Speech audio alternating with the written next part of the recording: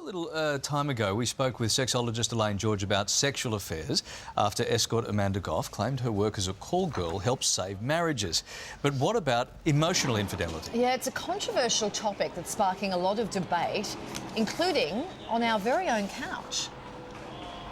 Men can have sex emotion-free. We've talked about it, emotion-free. And this is better, I think, than having an affair because you haven't gone out and sought the conversation. You haven't gone out and sought the emotional connection. You've just simply gone out and had the sex and then come back into the family. Sex is not supposed to be emotion-free. But for men it is. This is the complete difference between you and I, Shell, and the complete difference between men and women. We haven't seen him since. We think Shelley's cut him up into small pieces. 20% of married couples say they've been impacted by emotional affairs. But what exactly is emotional cheating, and how do you know you're doing it? Yeah, it's a really good question. And for more, we have psychologist Sabina joining us now live from Melbourne. Sabina, good morning to you. Firstly, let's hit this one. How do you define what you're calling an emotional affair? I would define an emotional affair, Larry, by some level of intimacy outside of your monogamous relationship that impacts the overall balance of your marriage or relationship. And typically it involves some level of secrecy or behaviour that you wouldn't want your partner to know about. So that's different to having a friendship with a member of the opposite sex. It's about if that relationship involves secrecy or things that you're not telling your partner. That's how it's different to friendship.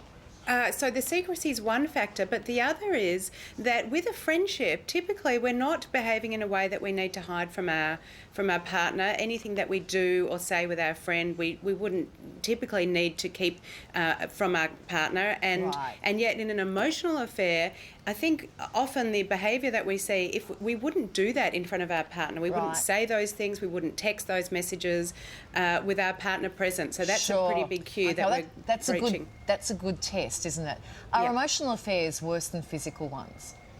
I think, look, it's a good question, but to me it's kind of an artificial delineation, Kylie, because both lead to profound loss of trust, and it's that loss of trust that is so hard for couples to get over. So, yes, there is a difference. Obviously, we saw that in the debate this morning, but ultimately what is lost is the same.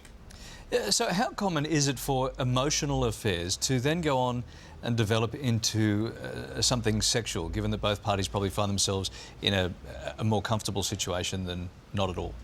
It is definitely a common scenario for emotional affairs to develop into something sexual because it is that level of intimacy, that level of understanding, that level of connection that often leads to something sexual. But even when people have affairs, 90% of people that have affairs, emotional or physical, do not go on to marry or stay with that person. Okay. So they seem to be more fleeting acts that fill a certain need or void in one's life at that time.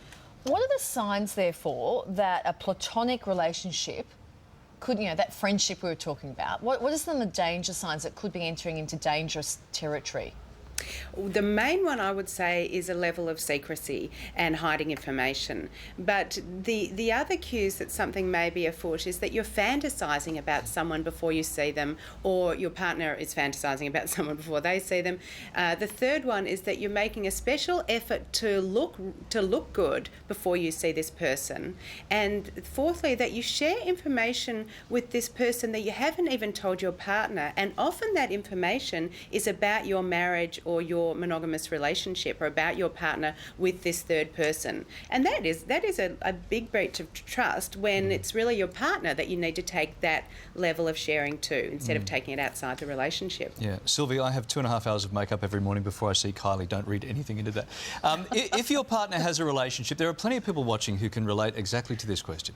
If your partner has a relationship that does make you uncomfortable, in some way, shape or form, what should we say to them, or what do you do about that? Yeah, it's a good question, Larry. The best thing to say is to be honest and be direct and use observable behaviour to describe what's going on. So instead of pointing your finger, playing the blame game, just say, when you text, Susie or John, it makes me feel unimportant or vulnerable. Or when you spend time with Jane or Lisa, it makes me feel left out and not connected disconnected. And in sharing that kind of linking the observable behaviour to your feeling, you're avoiding the blame game, which sets up an unhealthy cycle of attack and defend and disconnect, which is what's probably led to the affair in the first place. So pointing your finger doesn't help to build intimacy, but sharing how you feel does. I have really good friends, Susie and John, who are in no way linked to... You just pluck those names out. I don't even know Susie and John. And two of my best friends, two of my best friends to at the gym are Lisa and Jane. It's weird this morning what you've done, Sabina. Well, I've got a lot of clients on my couch. I hope I haven't just breached confidentiality. Thank you so much, Sabina. Good to chat to you. It's a really important thanks. information for us to get onto. Yeah, really good stuff. Thank you. Good morning, Lisa and Jane.